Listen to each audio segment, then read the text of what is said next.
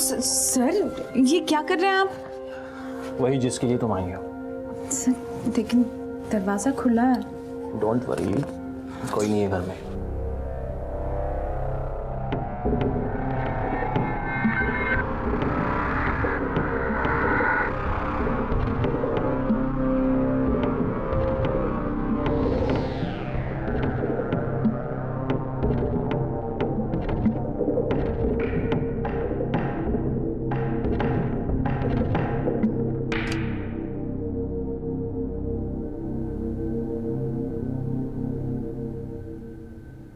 Sir एक बात पूछूं? अभी पूछना जरूरी है क्या? हाँ।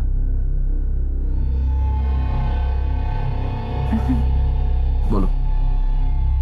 हम लोग शादी कब करेंगे? जरूर करें। मेरा वनीता से डिवोर्स होते ही।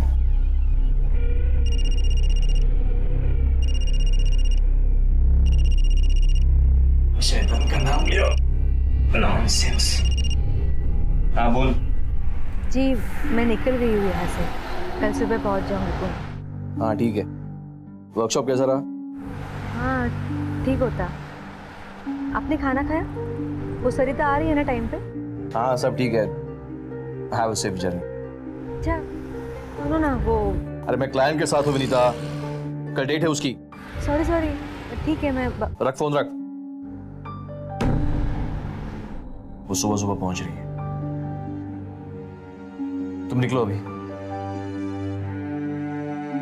सर आपने डाइवोर्स पेपर फाइल किया?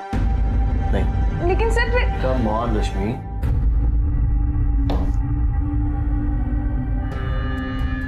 रश्मि एक लॉयर होकर तुम ऐसी बातें करती हो? तुम्हें पता है ना रश्मि कि ये डिवोर्स केसेस कोर्ट में कितने कॉम्प्लिकेटेड हो जाते हैं, और मैं ट्राई कर रहा हूँ कि डिवोर्स म्यूचुअल कंसेंट पे हो जाए। वनीता जानती है कि वो कभी मां नहीं बन सकती। मुझे बच्चे बहुत पसंद है।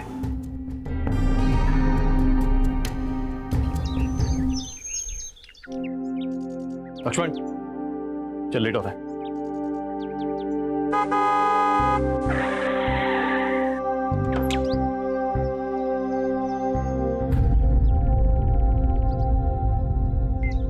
आप आज जल्दी निकल रहे? हाँ कुछ जरूरी काम है। ठीक है चाय पी के जाइए, मैं फटाफट बना देती हूँ। बोला ना एक बार जरूरी काम है। बात समझ में नहीं आती?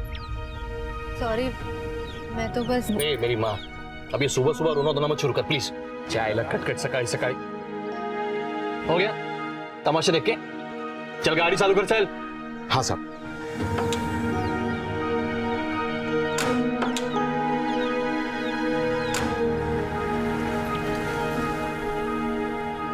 ले और ये ले। अबे तू भी डालना। ये ले ये बेंकी ये 20 पकड़। खत्म है। चल ले चल ले 20।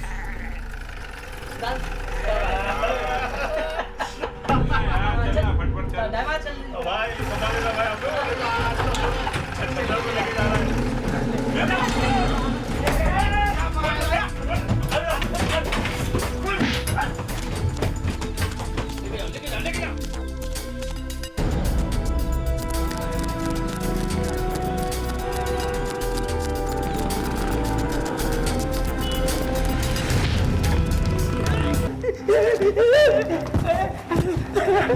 सच में थोड़ा सा राजू नेव लेना है ना तेरा, सुपारी लेना है। मैंने मारा है चपत्ता।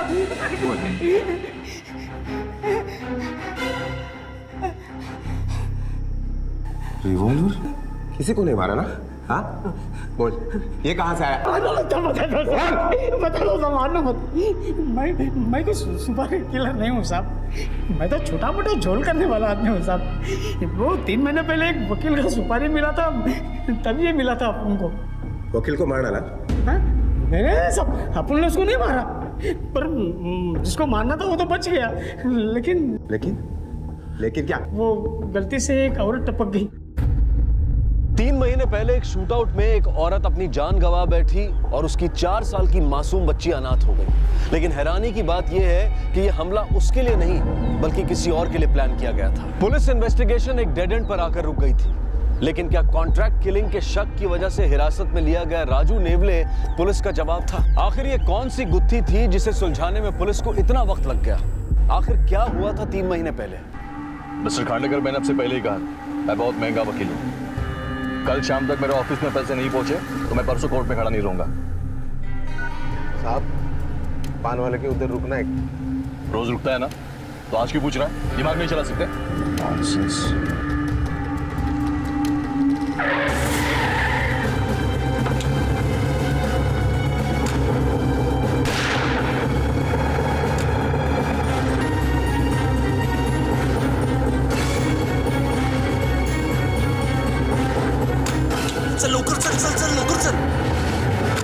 पुणे के सबसे कामयाब criminal lawyer mister Suren Gokhale पर जानलेवा हमला हुआ।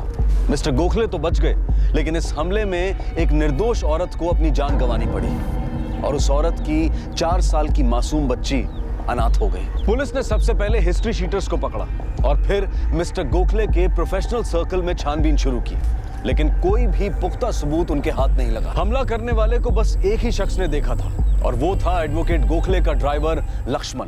बेटा बिस्किट खाना।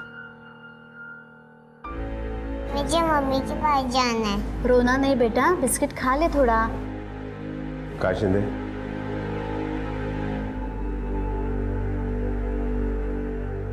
बराबर है साहब, बराबर है। ऐसे ही दिखता था वो। ठीक तरह से देखो। हाँ साहब, सेम टू सेम।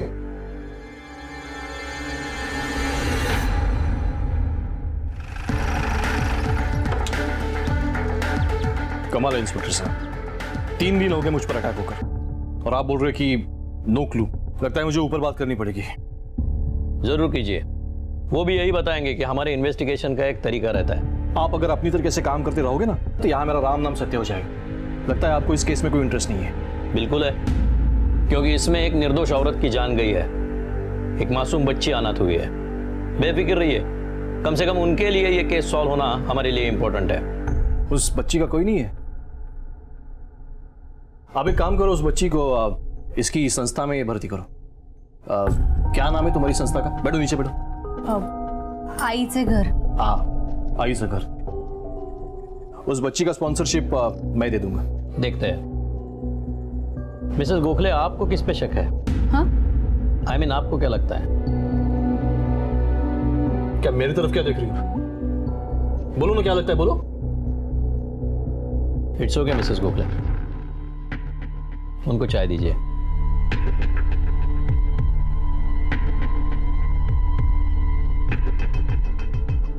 एक्चुअली जब से अटैक हुआ है डर सी गई है।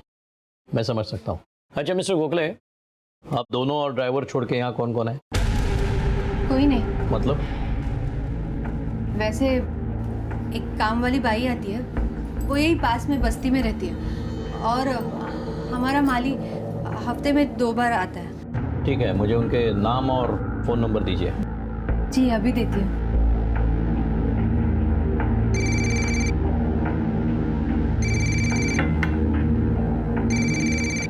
Excuse me. हाँ दादव, स्केच बन गया? गुड। सगळ्या पोलीस स्टेशनला पाठवा, मुझे भी मोबाइल पे भेज दो। हाँ, ये शूटर हाथ आते ये सुपारी किसने दी इसका पता चलेगा। अच्छा, वो बच्ची ने कुछ खाया? ठीक है, उसके लिए 1-2 जोड़ी कपड़े मंगवाना, पैसे मैं देता हूँ। ये नाम और नंबर्स, और ये मेरा कार्ड उस बच्ची के लिए। थैंक्स। अब कैसी है वो? माँ के हाथ से ही खाऊंगी बोलती है। अक्सर यही होता है, गलती करता कोई और है और सजा किसी और को मिलती है। गोखले की बीवी वनीता, उसके बारे में और इंफॉर्मेशन निकालने की कोशिश करना। सर आपको क्या लगता है इस हमले में उसका हाथ है? कुछ कह नहीं सकते, लेकिन गोखले और उसकी बीवी के बीच में रिलेशंस कुछ अच्छे नहीं है, और अगर ये बात सही है तो गोखले को मारने के लिए उसके पास पूरा मोटिव है। कांट से शिंदे सर, उस बच्ची को कल सुबह इस आश्रम में दाखिल करना, मैंने बात की है।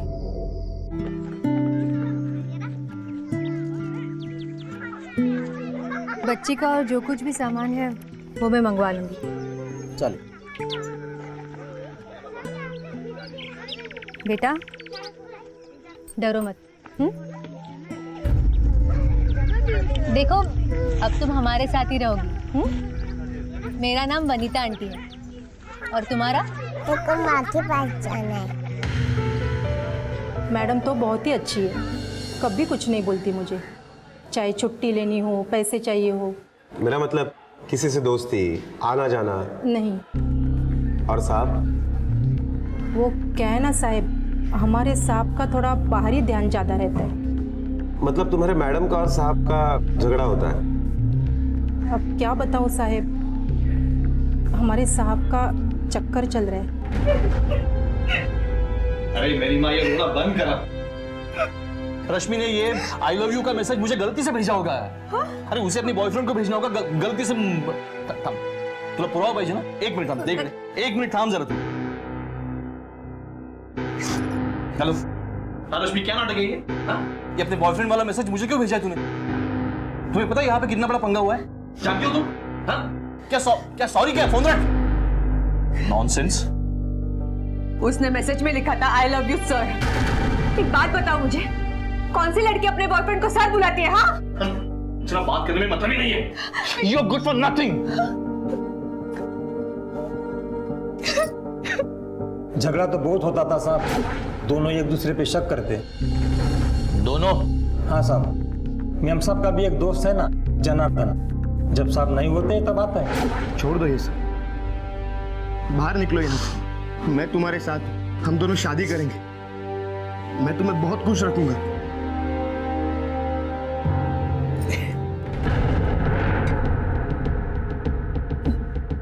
डिस्टर्ब किया मैंने? ठीक, हाँ तो बोलो, चला जाता हूँ ऑफिस। फिर चलने दो तुम्हारी रात लीला। क्यों? गोखले, मुंह संभाल के बात करना। ए, चुप रहे। डर मेरा है, मुंह मेरा। तू कौन होता बोलने वाला? और तूने तो घर की कोठी बना दिया। गोखले! एक दो बार तो उसने वनीता पे हाथ भी उठाया था। उस दिन मौका मिला, इसलिए बहुत मारा साले को। वैसे तुम्हारी और मिसेस गोखले की दोस्ती कब से है? कॉलेज के टाइम से। तुम शादी करना चाहते थे? हाँ, 3 बार प्रपोज किया था, तीनों बार रिजेक्ट। इसीलिए मिस्टर गोखले को मारने की सुपारी दी तुमने? नहीं साहब, और जिस दिन उसे मारना होगा ना साहब, मैं खुद जाके मारूंगा। ये ऐसे सुपारी उपारी नहीं दूंगा। जब हमला हुआ तब तुम कहाँ थे? साहब मैं पनवेल गया था।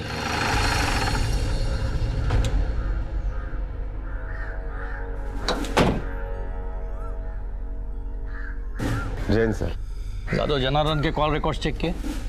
जी सर, जिस दिन अटैक हुआ उस दिन मोबाइल लोकेशन के हिसाब से वो इस शहर में नहीं था, और कॉल रिकॉर्ड में भी कुछ भी अनयूजुअल नहीं मिला है। फिर भी नजर रखना उस पर। जी सर। जादव, प्रोफेशनल और सोशल फ्रंट पे तो सब क्लियर लगता है। मुझे लगता है कि हमला किसी करीबी इंसान ने किया है। मतलब? आई डोंट नो, लेकिन मेरी सोच उसके बीवी तक आकर रुक गई, क्योंकि जनार्दन बोल रहा था कि सुरेन गोखले का किसी लड़की के साथ अफेयर चल रहा है। एक काम करो, उसके ड्राइवर को बुलाओ। हमारा साहब है ना, एकदम राजा आदमी। लड़की लोग पीछे पीछे भागता था, क्या बोल बच्चन करता था पता नहीं, लेकिन लड़कियां पागल हो जाती थी। मतलब एक साथ कितने लफड़े करते हैं वकील साहब? नहीं साहब, वो मामले में हमारे साहब ना एकदम पक्का। एक टाइम पे एक खत्म हो जाने के बाद फिर दूसरा। तो कोई लड़की तेरे सांप के गले में कभी हड्डी बन के नहीं अटकी? नहीं नहीं साहब, हमारा साहब मस्त हैंडल करता था। हाँ, पर एक लड़की थी जिसने हमारे साहब को बहुत रुलाया। गाड़ी में फुल एसी होता था, मगर साहब के पसीने सूख जाते थे। कौन थी वो लड़की? पल्लवी, साहब की असिस्टेंट थी।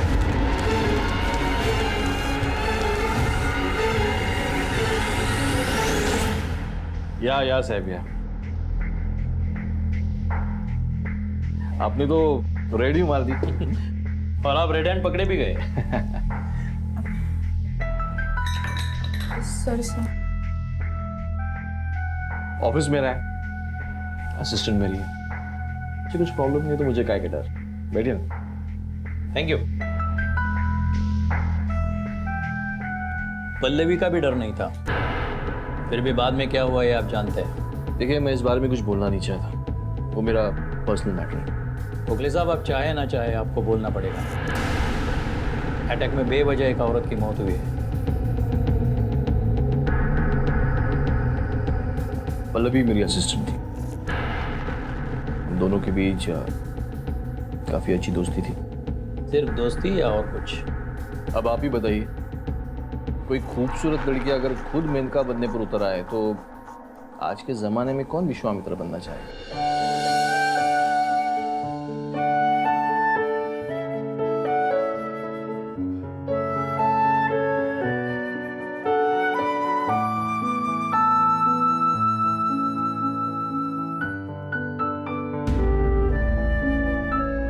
सर आपने तो कुछ खाया ही नहीं।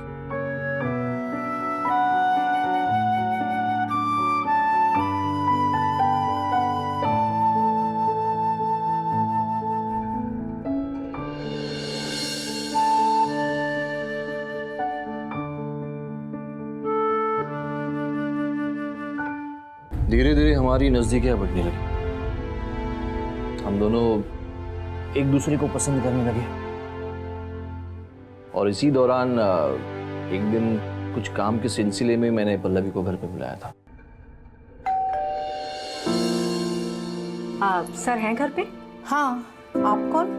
मैं पल्लवी, सर के ऑफिस में काम करती हूँ। सर ने बुलाया है मुझे।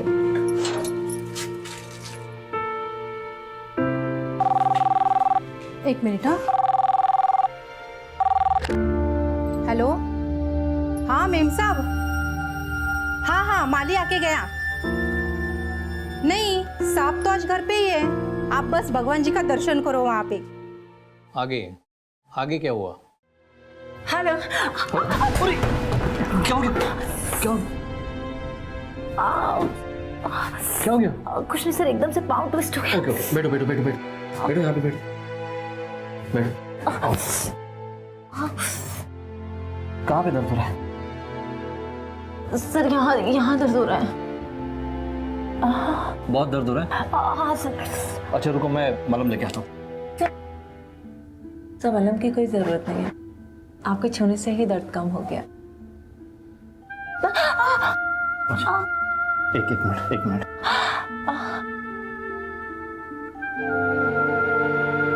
आपके हाथों में तो जादू है सर।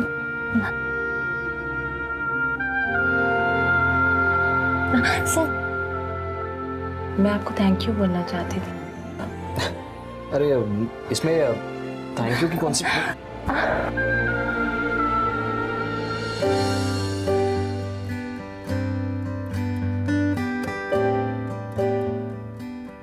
पल्लवी, मैंने कभी सोचा नहीं था मैं अपनी इस शादीशुदा जिंदगी की मर्यादा को तोड़ दूंगा। मर्यादा? प्यार को कोई मर्यादा रोक थोड़ी ना सकती है। और आप इतना टेंशन क्यों ले रहे हैं? हम एक काम करते हैं, आप मुझे वकालत सिखाइए और मैं आपको प्यार करना सिखा दूंगी। कुछ भी करके वो मेरी शादी तोड़वाना चाहती थी। लेकिन कुछ नहीं, मैं अगर शादी करूंगी तो बस आपसे, वरना नहीं करूंगी। क्या आप अभी मुझसे शादी नहीं करना चाहते? अरे मैंने ऐसा कब कहा? तो बस आप अपनी बीवी को डिवोर्स दे दो। पल्लवी, कैसी बातें कर रही हो तुम? एक लॉयर होकर तुम ऐसी बातें कैसी कर सकती हो? प्यार में ये सब नहीं सोचा जाता। आप बस जल्द से जल्द अपनी बीवी को नोटिस भेज दो। तुम समझने की कोशिश क्यों नहीं कर रही हो पल्लवी? ये शादी तोड़ना इतना आसान नहीं होता। शादीशुदा होके मेरे साथ में बाकी सब कुछ करना आपके लिए आसान था। मुझे ना ही कुछ सुनना है और ना ही कुछ समझना। हमारे बीच जो कुछ भी हुआ था वो म्यूचुअली हुआ था, कोई जबरदस्ती वाला मामला नहीं था। वो बहुत ही पीछे पड़ गई तो मैंने उसे नौकरी से निकाल दिया। लेकिन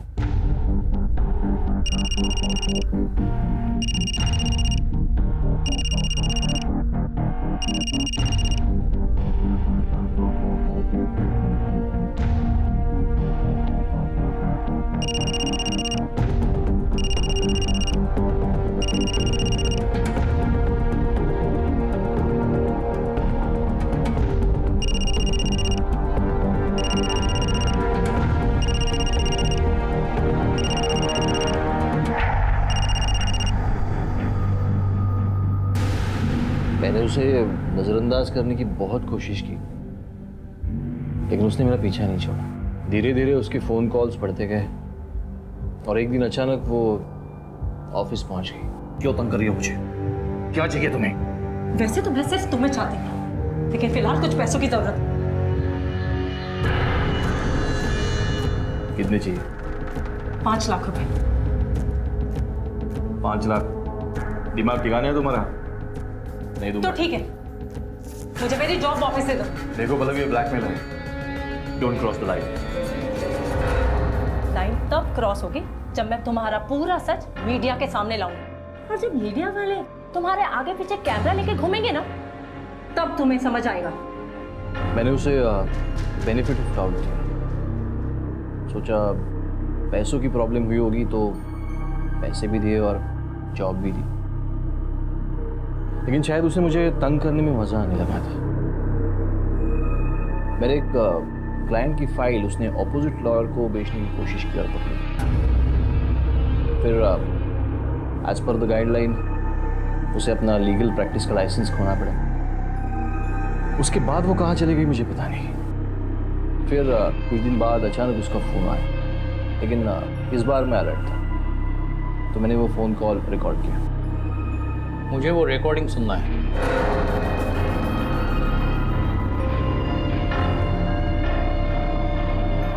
मुझे पैसे चाहिए। किस बात के पैसे? कि तुम भी अच्छी तरीके से जानते हो कि मैं किस चीज के पैसे मांग रही हूँ। देखो पल्लवी, तुम मुझे ना कुछ देखना है और ना ही सुनना। मुझे जो कुछ भी कहना था ना, मैं तुम्हारी बीवी से कह चुकी हूँ। और अगर तुम्हारा एटीट्यूड ऐसा ही रहा ना, तो कल मैं सबके सामने बताने में मुझे कोई प्रॉब्लम नहीं होगी। Please please Pallavi, stop calling me. नहीं करूंगी, बस मुझे पैसे चाहिए, कुछ भी करके। नहीं तो देख लेना मैं क्या क्या कर सकती हूँ। मतलब उसने आपकी बीवी को सब कुछ बता दिया था? हाँ, मैं जानती थी। पल्लवी सुरेन की पहली असिस्टेंट थी। इतनी बड़ी बात आप बताना ही भूल गई, ये तो हो नहीं सकता। देखिए इंस्पेक्टर, मैं इस सब से अब बहुत परेशान हो चुकी हूँ। मुझे बस बाहर निकलना है इस सब से। मुझे पता है सुरेन बदलने वाला नहीं है। मुझे खुद ही कोई नया मकसद ढूंढना पड़ेगा जिंदगी जीने के लिए। अवनी जैसा कोई मकसद। सर, जहां तक सबूत कहते हैं, अब तक पल्लवी के पास एडवोकेट गोखले को मारने का स्ट्रॉन्ग मोटिव है। मोटिव तो एडवोकेट के बीवी के पास भी है जादव, शायद जनार्दन। फिलहाल हम वनीता और पल्लवी पे फोकस करते हैं। वनीता के हर मूवमेंट की मुझे खबर देना, और उस एडवोकेट के ऑफिस से पल्लवी का एड्रेस ले लो और उसे ले आओ। पड़ोस वाले से पूछ जी? क्या पल्लवी नाम की लड़की यहीं पे रहती है? हाँ, रहती तो है, अकेली रहती है, लेकिन कुछ हफ्तों से दिखी नहीं है। क्यों, क्या हुआ साहब? अच्छा, इस घर के मालिक कहाँ रहते हैं? सर, पल्लवी के कॉल रिकॉर्ड्स। लोकेशन ट्रेस हुआ? नहीं सर, अटैक के बाद उसका मोबाइल बंद है। Last location Swargate bus depot था। शायद शहर छोड़कर गई है। कमाल करते हो आप लोग। एक अनजान लड़की को फ्लैट किराए पर देते हो और उसके कुछ डिटेल्स तक नहीं रखते आप। एग्रीमेंट तक नहीं बनवाया आपने। साहब, लेकिन लड़की अच्छे घर की दिख रही थी, खुद लॉयर भी है, तो मैंने सोचा कि ठीक है, वो डिटेल्स है उसके। ज्यादा तो कुछ पता नहीं साहब, लेकिन बोलने में बहुत बार नासिक का नाम आता था। नासिक? हाँ। नासिक में कौन रहता है उसका? उसकी माँ रहती है उधर, बहुत बीमार रहती है। सर, ये पल्लवी का फोटो गोखले के ऑफिस से मिला। ये फोटो नासिक पुलिस को भेजो, सभी इन्फॉर्मर्स को काम पे लगाओ। उनको बोलो खास करके हॉस्पिटल्स और मेडिकल स्टोर पे नजर रखो। दिन दहाड़े बीच सड़क पर शहर के एक कामयाब वकील पर जानलेवा हमला हुआ था। हमले को 1 हफ्ता बीत चुका था, लेकिन पुलिस की काफी कोशिशों के बावजूद भी उनके हाथ कोई पुख्ता सबूत नहीं लगे थे। इंसान की जिंदगी में कुछ ऐसे नाजुक मोड़ आते हैं जहां कुछ ऐसे रिश्ते बन जाते हैं जिन्हें इंसान समाज के सामने लाना नहीं चाहता, और अक्सर इंसान के अतीत में बने ये नाजुक रिश्ते ही उसकी वर्तमान जिंदगी में मुश्किलों को जन्म देते हैं। एडवोकेट सुरेन गोखले की जिंदगी का एक ऐसा ही नाजुक मोड़ था उनकी पुरानी असिस्टेंट और प्रेमिका पल्लवी। सुरेन गोखले का यह कहना था कि पल्लवी ने ही उसे अपने साथ नाजायज रिश्ता रखने पर मजबूर किया था। पर क्या यह सच था? और अगर यह सच नहीं था तो फिर सच्चाई क्या थी? और अब यह उलझन सिर्फ पल्लवी ही सुलझा सकती थी।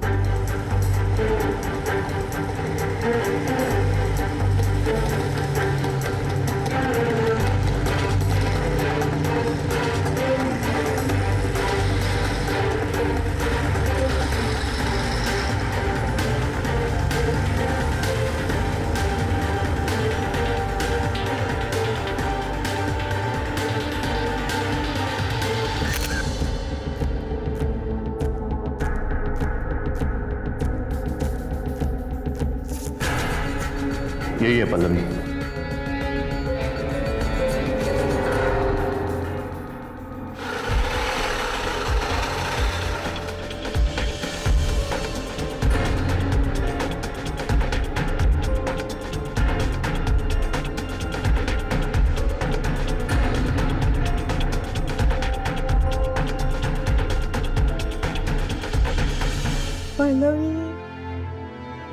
हाँ माँ, चाहिए आपको पानी?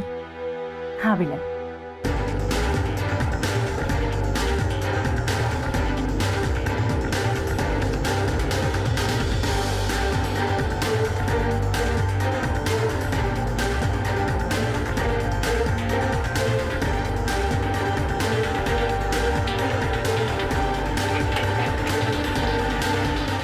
पल्लवी, जी, आप कौन?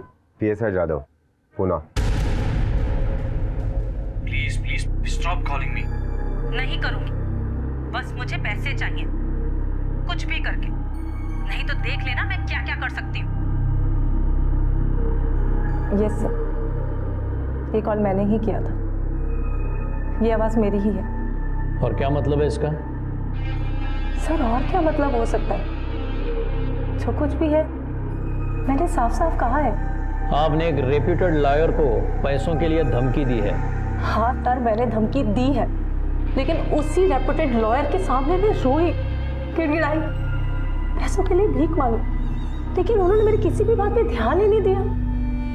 ये कॉल मेरा 7वां 8वां कॉल है उन्हें। इससे पहले के कॉल्स नहीं सुना है उन्होंने आपको?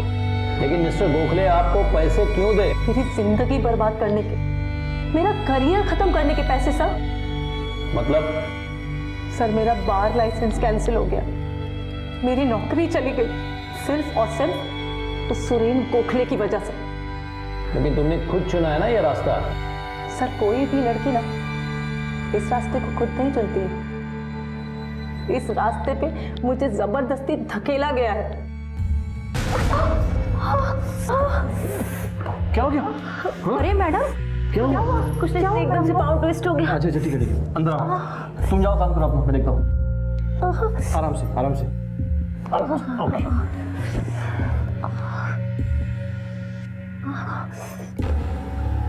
अच्छा ये मलहम लगाओ, तब तक मैं तुम्हारे लिए जूस लेके आता हूँ।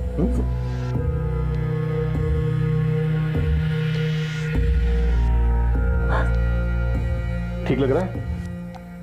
अब थोड़ा ठीक है sir. Low juice P low. Thank you.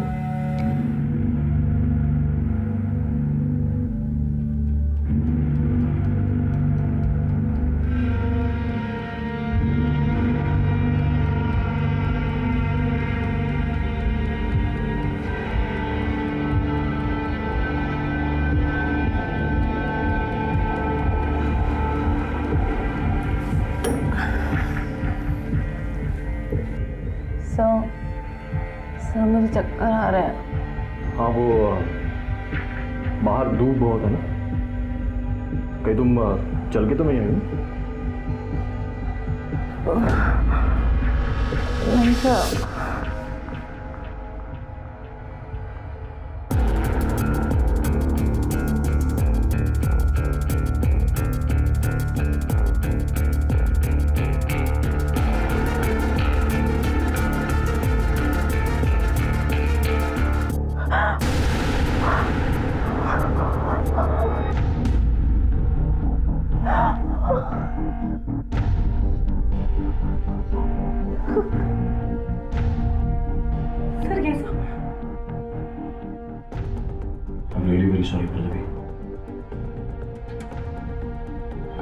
करीब थे, मैं अपने आप को रोक नहीं पाया। पहले मैंने कभी कहा नहीं, बट आई लव यू। कुछ दिनों तक उसके झूठे प्यार का सिलसिला चलता रहा, लेकिन उसके बाद उसने मेरे फोन कॉल्स उठाने बंद कर दिए, मुझे नौकरी से निकाल दिया। बहुत धमकियां देने के बाद में मुझे मेरी जॉब वापस मिली। और दोबारा जॉब पे आने के बाद तुम्ही ने तो फाइल का लफड़ा किया था ना? बिल्कुल नहीं, ये सब उसका प्लान था, मुझे फंसाने के लिए, मुझसे छुटकारा पाने के लिए। उसी ने मुझे वो फाइल दी थी एक आदमी को देने के लिए, और प्लान के अकॉर्डिंग उसने ये प्रूव कर दिया कि वो आदमी दूसरे वकील का था, और बार एसोसिएशन में मेरी कंप्लेंट कर दी, और मेरा लाइसेंस कैंसिल हो गया। क्यों किया तुमने ये सब? तुम्हारी वजह से मेरी पूरी जिंदगी बर्बाद हो गई। बर्बादी क्या होती है ये तुम्हें पता नहीं है मेरी जान। अब तो सिर्फ लाइसेंस गया है, ज्यादा आवाज की ना तो सब कुछ छीन सकता है। यहाँ का सबसे बड़ा क्रिमिनल लॉयर जिंदगी से उठा सकता हूँ। तो तुम्हारी भलाई इसी में है, चुपचाप यहाँ से चली जाओ।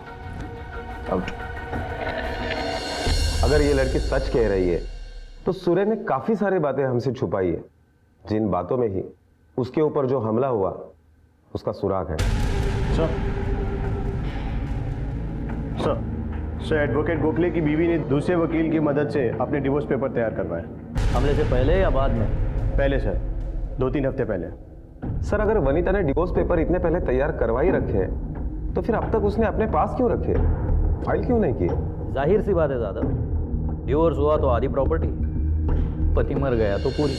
एडवोकेट सुरेन गोखले पर हुए हमले को अब लगभग 1 महीना बीत चुका था, पर हमलावर की तलाश अब भी जारी थी। सुरेन गोखले की निजी जिंदगी में जैसे रिश्तों की गुत्थी सी बन गई थी। उसके हर जायज और नाजायज रिश्ते के पास उसे मारने की वजह थी, जैसे कि उसकी पत्नी वनीता, जो सिर्फ समाज में होने वाली बदनामी के डर से इस खोखले रिश्ते को ढो रही थी। दूसरी थी पल्लवी, जो एक वक्त सुरेन गोखले के बहुत करीब थी, लेकिन आज उनके बीच की दोस्ती और प्यार की जगह नफरत ने ले ली थी।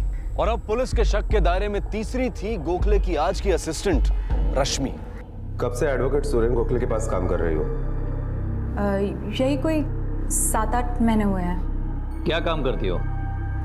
असिस्टेंट हूँ उनकी, केस सॉल्व करने में हेल्प करती हूँ, रेफरेंसेस निकाल के देती हूँ, अपॉइंटमेंट्स, कोर्ट डेट्स वगैरह एडजस्ट करती हूँ, सब कुछ करती हूँ। सब कुछ मतलब और क्या क्या करती हो? बोलो, आप क्यों चुप हो? प्रॉमिस किया है उसने शादी का।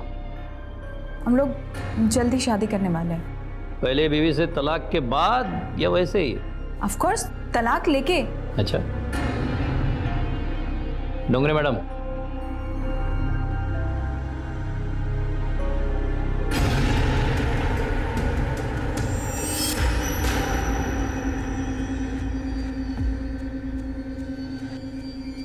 पल्लवी, सुरेन गोखले की एक्स असिस्टेंट। बिल्कुल तुम्हारे ही जैसे मैं उनका पूरा ख्याल रखती थी। पूरा?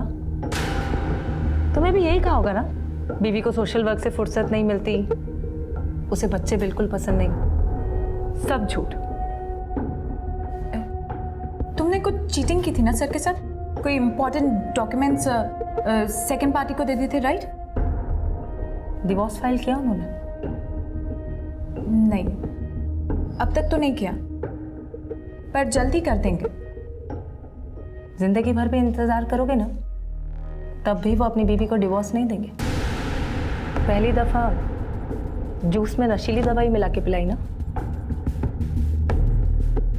मुझे भी पिलाई थी, और फिर अपने बच्चे ना होने की दुख भरी कहानी सुनाई। मैं बोला कि बीवी को डिवोर्स दे दूंगा। थोड़े टाइम बाद जो उसने मेरे साथ किया ना, वही वो तुम्हारे साथ करेगा। पहले अपनी जिंदगी से और बाद में नौकरी, दोनों से निकाल देगा, और पूरा इंतजाम करेगा कि आगे तुम बतौर लॉयर किसी के साथ काम नहीं कर सको। अब तुम्हें डिसाइड करना है तुम्हें किसका साथ देना है, हमारा या सुरेन गोखले का। अरे आइए आइए वकील साहब, आप ही का इंतजार हो रहा था। किस बात का ताज्जुब हो रहा है आपको?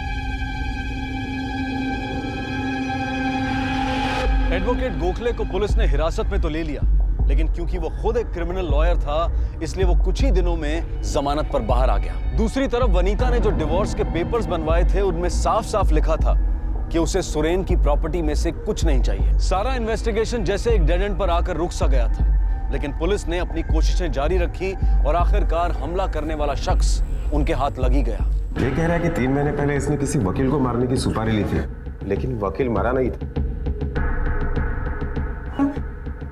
किसने दी थी सुपारी? साहब मैंने इसको एक ही बार देखा था साहब, वो धंधे वाला नहीं लग रहा था साहब। सच बोल। मैं बिल्कुल सच बोल रहा हूँ साहब, आई शपथ साहब। उसने खाली टारगेट का फोटो और पैसा दिया था, वो भी एक साथ दिया था साहब। सच बोल। मैं सच बोल रहा हूँ साहब। मुझसे ये बोला था कि उसको खाली डराना, मारना नहीं। वो स्केच लेके आओ गोखले पे अटैक करने वाले का।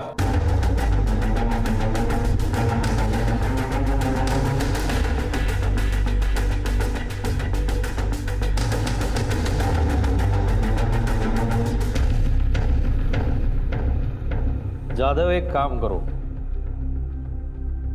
गोखले वकील और उसके ड्राइवर को ले आओ। योगा क्या साहब, आज कौन सी नई कहानी सुनाने वाले? उन लड़कियों के कहने पे आपने मुझे अंदर किया, लेकिन आप मेरा कुछ नहीं बिगाड़ पाए।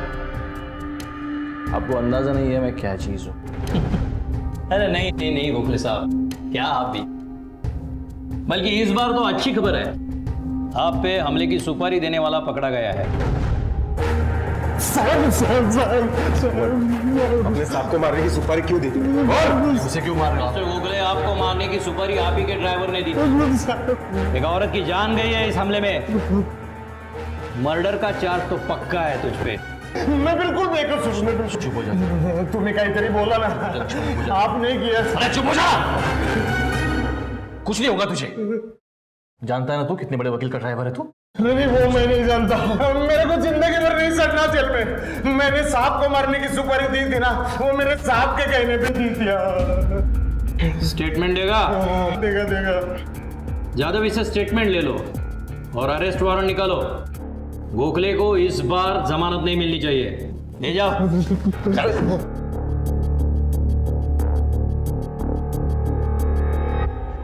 गोखले साहब, अब कितने भी बड़े लॉयर क्यों ना हो, कानून से बड़े नहीं हो सकते।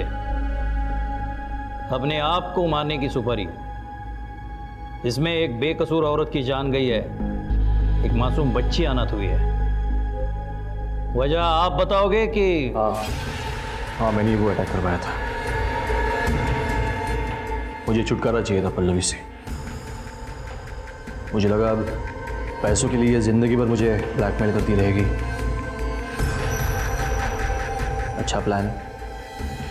अब सुपारी के चक्कर में उसे अरेस्ट करोगे और अपने आप सारे प्रॉब्लम सॉल्व हो जाएंगे। इस बार तुझे जमानत नहीं मिलेगी, देख लेना।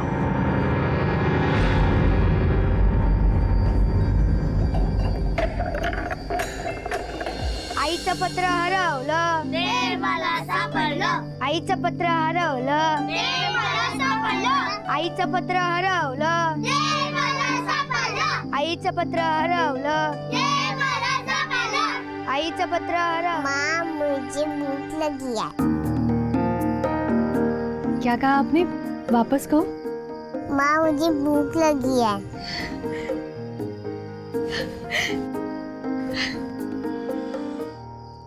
अगर इसका सही इस्तेमाल किया जाए तो ये वरदान बन जाता है, और अगर इसी ज्ञान का इस्तेमाल किसी गलत काम के लिए किया जाए तो ये श्राप बन जाता है। एडवोकेट सुरेन गोखले के पास भी नॉलेज थी, ज्ञान था, उसका कानून का अभ्यास, लेकिन उसने उस अभ्यास को गलत काम के लिए इस्तेमाल किया, जिसकी कीमत उसे चुकानी पड़ी। गोखले ने एक परफेक्ट प्लान बनाया था अपने आप पर हमला करवाने का, जहां गोली तो उस पर चलेगी लेकिन निशाना बनेगी पल्लवी।